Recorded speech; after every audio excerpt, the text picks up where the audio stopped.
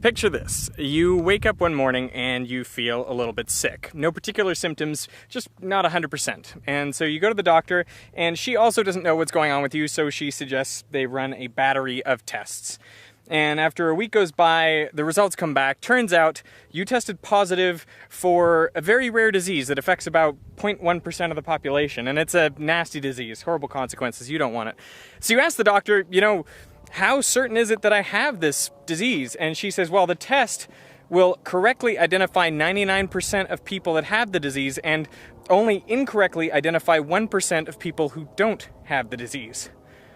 So that sounds pretty bad. I mean, what are the chances that you actually have this disease? I think most people would say 99% because that's the accuracy of the test. But that is not actually correct. You need Bayes' theorem to get some perspective.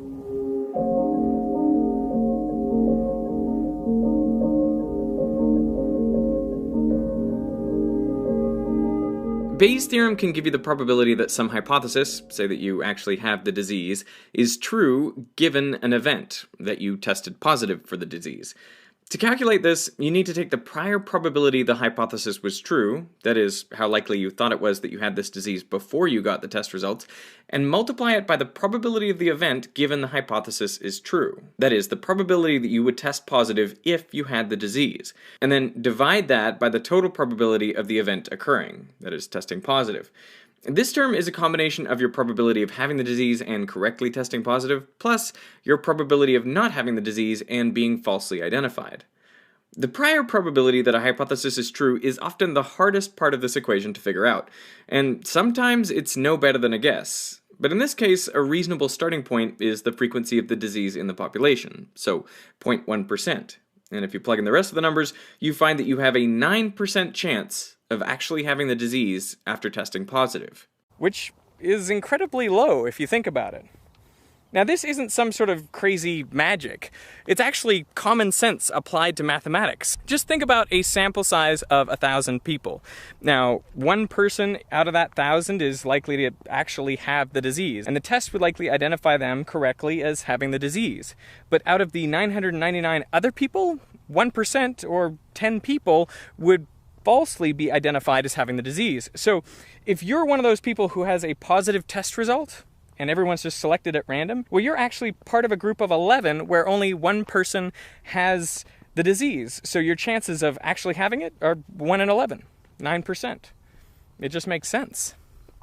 When Bayes first came up with this theorem, he didn't actually think it was revolutionary. He didn't even think it was worthy of publication. He didn't submit it to the Royal Society, of which he was a member. And in fact, it was discovered in his papers after he died, and he had abandoned it for more than a decade.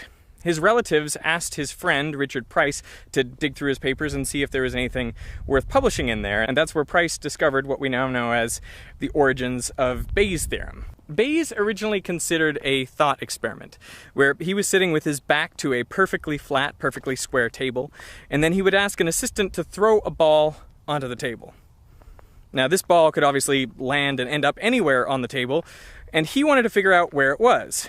So what he'd ask his assistant to do was throw on another ball and then tell him if it landed to the left or to the right or in front, behind of the first ball.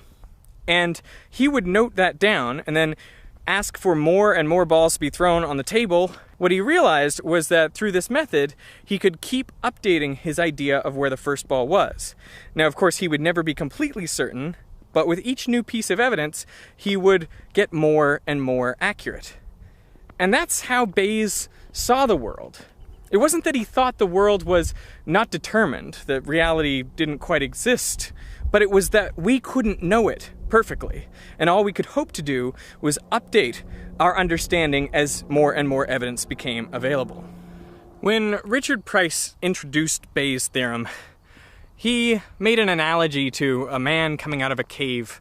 Maybe he'd lived his whole life in there and he saw the sun rise for the first time and kind of thought to himself, is this a one-off? Is this a quirk?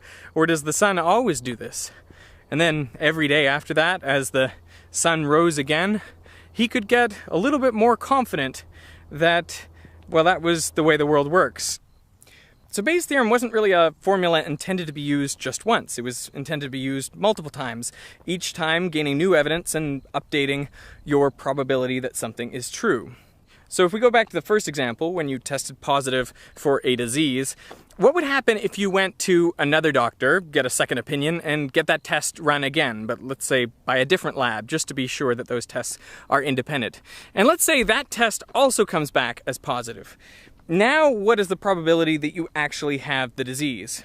Well, you can use Bayes' formula again, except this time, for your prior probability that you have the disease, you have to put in the posterior probability, the probability that we worked out before, which is 9%, because you've already had one positive test. And if you crunch those numbers, the new probability based on 2 positive tests is 91%. There's a 91% chance that you actually have the disease, which kind of makes sense. 2 positive results by different labs are unlikely to just be chance. But you'll notice that probability is still not as high as the accuracy, the reported accuracy of the test. Bayes' theorem has found a number of practical applications, including notably filtering your spam. You know, traditional spam filters actually do a kind of bad job. There's too many false positives. Too much of your email ends up in spam. But using a Bayesian filter, you can look at the various words that appear in emails and use Bayes' theorem to give a probability that the email is spam, given that those words appear. Now, Bayes' theorem tells us how to update our beliefs in light of new evidence, but it can't tell us how to set our prior beliefs. And so it's possible for some people to hold that certain things are true with 100% certainty, and other people to hold those same things are true with 0% certainty. What Bayes' theorem shows us is that in those cases, there is absolutely no evidence, nothing anyone could do to change their minds. And so as Nate Silver points out in his book, The Signal and the Noise, we should probably not have debates between people with 100% prior certainty and 0% prior certainty because, well, really, they'll never convince each other of anything. Most of the time when people talk about Bayes' theorem, they discuss how counterintuitive it is and how we don't really have an inbuilt sense of it. But recently my concern has been the opposite, that maybe we're too good at internalizing the thinking behind Bayes' theorem. And the reason I'm worried about that is because I think in life we can get used to particular circumstances. We can get used to results, maybe getting rejected or failing at something or getting paid a low wage. And we can internalize that as though we are that man emerging from the cave and we see the sun rise every day, and we keep updating our beliefs to a point of near certainty, that we think that that is basically the way that nature is. It's the way the world is, and there's nothing that we can do to change it. You know, there's Nelson Mandela's quote that everything is impossible until it's done. And I think that is kind of a very Bayesian viewpoint on the world. If you have no instances of something happening, then what is your prior for that event? It will seem completely impossible. Your prior may be 0 until it actually happens. You know, the thing we forget in Bayes' theorem is that our actions play a role in determining outcomes and determining how true things actually are. But if we internalize that something is true and maybe we're 100% sure that it's true and there's nothing we can do to change it, well, then we're going to keep on doing the same thing and we're going to keep on getting the same result. It's a self-fulfilling prophecy. So I think a really good understanding of Bayes' theorem implies that experimentation is essential. If you've been doing the same thing for a long time and getting the same result that you're not necessarily happy with, maybe it's time to change. So is there something like that you've been thinking about? If so, let me know in the comments.